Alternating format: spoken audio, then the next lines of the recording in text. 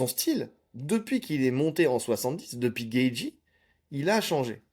Même avant, hein. Beaucoup plus de... Ouais, Même surtout avant, hein. là, moi, je trouve.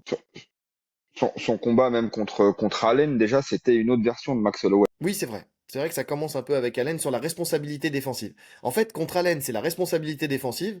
Contre Geiji, c'est les frappes, c'est les kicks. Ouais, ouais, c'est les La kicks, c'est version vrai qu'il les aboutie, sort c'est plus. Geiji. La version aboutie, c'est Geji, ouais, ouais, ouais. C'est même Topuria, hein, parce que jusqu'au KO, c'est pas mal ce qu'il fait contre Topuria. Oui, mais il faisait ça contre Geiji. C'est-à-dire que ce qu'il a mis en place contre Geiji, il l'a remis contre Topuria. Tu vois ce que je veux dire? En fait, quand je dis Ouais, la bien sûr. version aboutie, c'est la version 2.0 de Holloway avec la responsabilité défensive plus les kicks. C'est vraiment à partir de Geiji. Et après, il le met en place contre Topuria.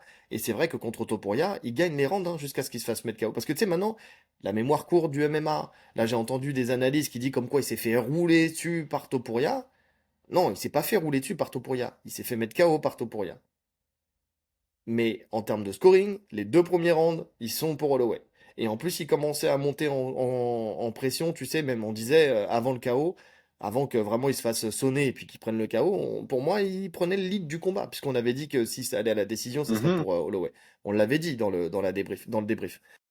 Donc ouais, il commence à mettre ses jambes à partir de Geiji.